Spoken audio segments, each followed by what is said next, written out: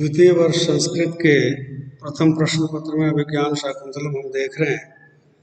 देखिए, जब राजा दुष्यंत कण्व ऋषि के आश्रम में पहुंचकर आश्वस्त हो लेते हैं कि यह आश्रम ही है, और महर्षि कण्व इन दिनों अनुपस्थित हैं, तो आश्रम में प्रवेश करने पर जो उनकी अनुभूति है राजा की, वो कहते हैं इदम आश्रम द्वारम, यह आश्रम का द्वार है, यावत प्रवेशामि, तो मैं इसमें प्रवेश करता हूँ। फिर श्लोक है, देखिए, प्रविश्य निमित्तं सूचय, प्रवेश करके निमित्त यानी शकुन की सूचना देते हैं। शकुन कहते हैं जो किसी अच्छे या बुरे कार्य के पूर्व कुछ संकेत हमें प्रकृति देती है, उसे शकुन कहते हैं। तो यहाँ क्या शकुन है? कहते हैं वो शांतमिदम आश्रम पदम स्फुरति च बाहु कुतः फलम इहास्य अथवा भवितव्यानां द्वाराणि भवन्ति सर्वत्र। अच्छा है, व्याख्या श्लोक है। राजा कहते हैं कि इदम आश्रम पदम शांतम अस्ति, इदम आश्रम पदम, यह आश्रम स्थल शांतम, शांत है, बाहु च स्फुरति, और मेरी बाहु यानी भुजा स्फुरित हो रही है, स्पंदित हो रही है, फड़क रही है। अस्य फलम इह कुतः, इसका फल यहाँ कहाँ से, क्या प्राप्त होगा। अथवा भवितव्यानाम द्वाराणि भवन्ति सर्वत्र, यह एक सूक्ति वाक्य।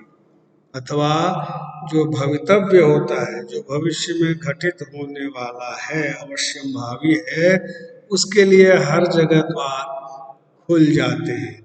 राजा दुष्यंत जब वहाँ प्रवेश करते हैं, शकुंतला के दर्शन अभी हुए नहीं हैं उन्हें, और उनकी दाहिनी भुजा स्पंदित हो रही है, स्फुरित हो रही है, फड़क रही है।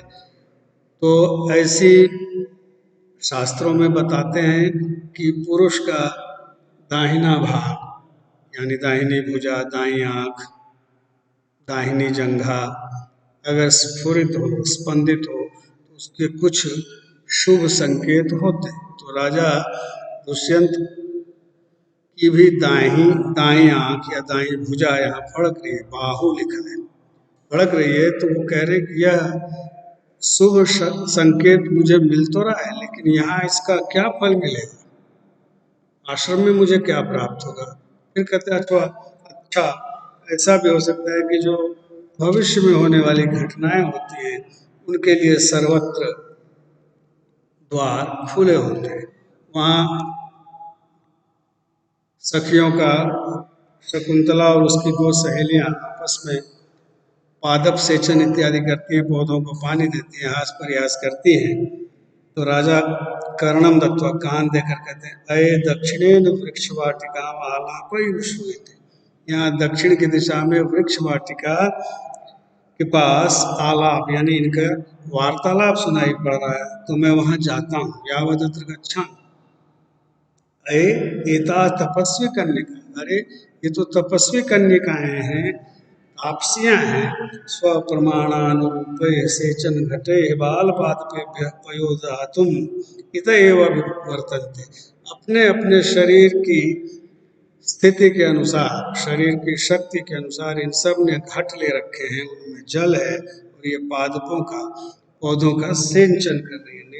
निपुणम निरूप्य अहो मधुरम आसाम दर्शन, अच्छी तरह उन्हें देख कर कहते हैं राजा कि इनका दर्शन बड़ा ही मनोहर है।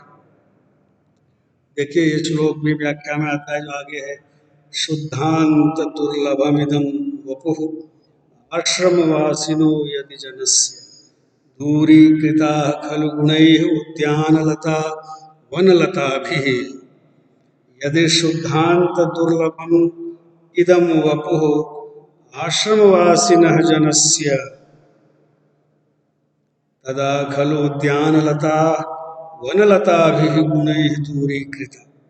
देखिए, वनलता और उद्यानलता, एक लता जो जंगल में अपने आप उत्पन्न होती है, प्रकृति की गोद में लहलहाती रहती है, और एक लता वह होती है जो उद्यानों में उगाई जाती है, काट छांट कर उसे सीधा रखा जाता है, किसी पेड़ के सहारे चढ़ाया जाता है, उसका परिपालन पोषण किया जाता है। दो तरह की लताएं, उद्यान लता और वन लता। तो शकुंतला को कवि ने वन लता कहा है, प्रकृति की पुत्री है। तो ये कहते हैं दुष्यंत की शुद्धांत दुर्लभम इदम वपुः यदि, यदि यह वपुः शरीर को कहते हैं संस्कृत, यदि यह शरीर शुद्धांत दुर्लभम, शुद्धांत दुर्लभ यानी अंतःपुर में, राजा के रनिवास में दुर्लभ है, आश्रमवासिनः जनस्य, अंतःपुर के लिए यह दुर्लभ है, आश्रमवासी जन का यह शरीर। तो ऐसा कह सकते हैं कि उद्यान लता वनलता भी, उद्यान की लताएं, बगीचे की लताएं वन की लताओं के द्वारा गुणई, अपने गुणों के द्वारा दूर कर दी गई हैं, हरा दी गई है, पराजित कर दी। अगर यह शरीर, इतना मनोरम शरीर यदि आश्रम वासियों का है, तो ये तो अंतःपुर में दुर्लभ है। और ये कहा जा सकता है कि वन की लताओं ने, आश्रम की लताओं ने उद्यान की लताओं को पराजित कर दिया, दूर कर दिया, हरा दिया, परास्त कर दिया। यानी जो स्वाभाविक प्राकृतिक सौंदर्य है इन प्रकृति कन्याओं का, ऐसा रूप सौंदर्य हमारे अंतःपुर में नहीं है, दुर्लभ है। ये राजा की स्वीकारोक्ति है। अब ये जो स्वच्छंदता है, उन्मुक्तता है, मनोरमता है, रुचिरता है, इसको देखकर राजा मोहित हो जाता है। देखिए, एक हिंदी में निबंध है सरदार पूर्ण सिंह जी का, उसमें एक पंक्ति मुझे ध्यान आ रही है। उसमें लिखा है कि चमन में फूल खिलते हैं और वन में हंसते हैं। ये व्याख्या में भी आता था, हमने कभी विद्यालय में पढ़ा था, चमन में फूल खिलते हैं और वन में हंसते हैं। वह पंक्ति यहाँ सार्थक लग रही है। चमन यानी बागीचे में फूलों को खिलाया जाता है, उन्हें खाद, बीज, जल, कटाई, छटाई इत्यादि के द्वारा परिपोषित किया जाता है, और उस परिपोषण के बाद उनका परिवर्धन होता है, वो विकसित होते हैं।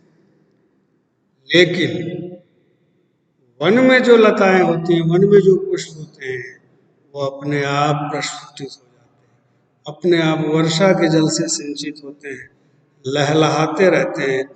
ग्रीष्म, वर्षा, शीत सबकी मार झेलते हुए वो विकसित होते हैं, उन्मुक्त और स्वच्छंद रूप से बढ़ते हैं। ये है बागीचे और वन दोनों के फूल का अंतर, वही यहाँ है। एक वन लता है और एक उद्यान लता है। उद्यान में जो लता होती है वह